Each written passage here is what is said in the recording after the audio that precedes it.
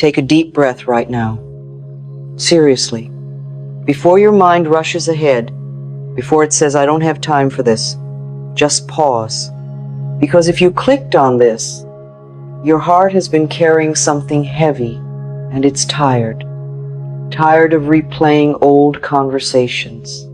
Tired of wondering why certain memories still sting. Tired of pretending you're over it when a single thought can still tighten your chest. If that's you, you're exactly where you need to be. I want you to know something right away. There is nothing wrong with you for still feeling hurt.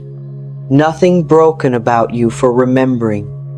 Nothing weak about you for needing healing. Your heart has been doing its best to protect you, even if it feels like it's been holding on too tightly.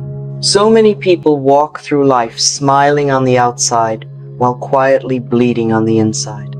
They tell themselves, I should be over this by now, or other people have had it worse, or I'm fine, really. But the heart doesn't respond to pressure or shame. It responds to kindness. And today, we're choosing kindness. The core challenge most people face isn't that they don't want peace. It's that they believe peace requires forgetting, excusing, or pretending the past didn't matter. And that belief keeps the wound open. Because forgiveness is not saying what happened was okay. Healing is not saying it didn't hurt. Healing is saying I choose to release myself from carrying this pain any longer. Here's why this matters so deeply. Every unresolved emotional wound lives in the body. It settles into your breath, your shoulders, your sleep, your nervous system. Science shows us that chronic emotional stress keeps the body in a constant state of alert. The mind stays stuck in the past, and the body thinks the danger is still happening now. That's exhausting. No wonder you feel drained.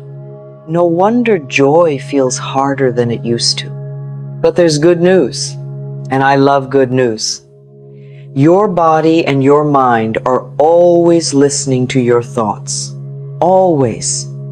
And when you change the conversation inside, the body begins to soften.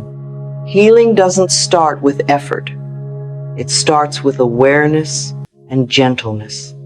Think of your heart like a clenched fist. The more you tell it to relax, the tighter it becomes. But when you gently place your other hand over it and say, I'm here, it begins to open on its own. So let's begin in a very simple way. Nothing complicated. Nothing overwhelming. Just honest. I invite you right now to sit comfortably. If you can, place one hand over your heart and one over your belly.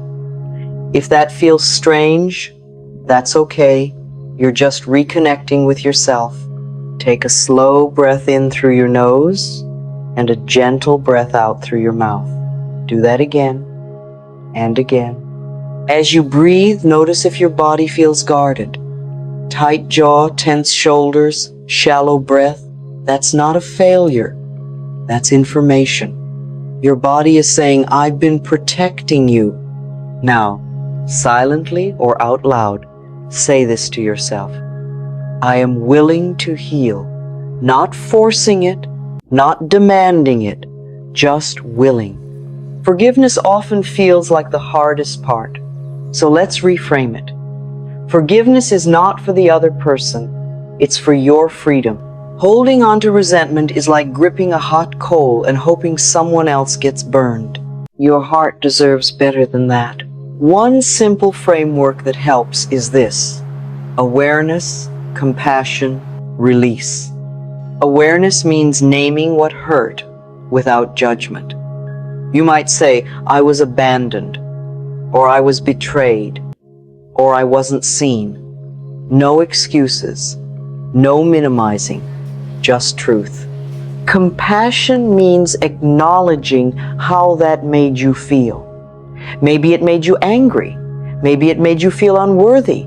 Maybe it made you shut down. Whatever comes up is valid.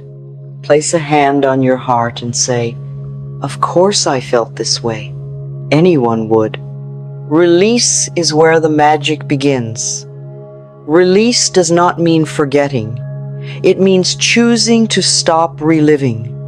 It means saying, "I no longer need this story to define me." Here's a gentle practice you can do anytime, even for 1 minute a day. Close your eyes and imagine the version of you who was hurt. See them clearly. Younger, vulnerable, trying their best. Now imagine yourself today stepping toward them. Place your arms around them and say, "I've got you now. You don't have to carry this alone anymore." You might feel emotion rise. That's okay. Tears are not weakness. They're release. Laughter might even show up. Healing has a sense of humor sometimes. Now let's talk about the voice in your head, because it has opinions. That voice might say, "But they don't deserve forgiveness." Or, "What if it happens again?" Thank that voice. It's been trying to keep you safe. And then gently reminded, we are choosing peace now. Affirmations are powerful because they interrupt old patterns, but they must feel believable. So instead of jumping straight to "I forgive everyone completely," try something softer. Try, "I am open to releasing this pain," or "I choose peace over punishment," or "I am learning to trust life again." Say one of those now, slowly. Let the words land. Another practical step is to become aware of when the past hijacks the present.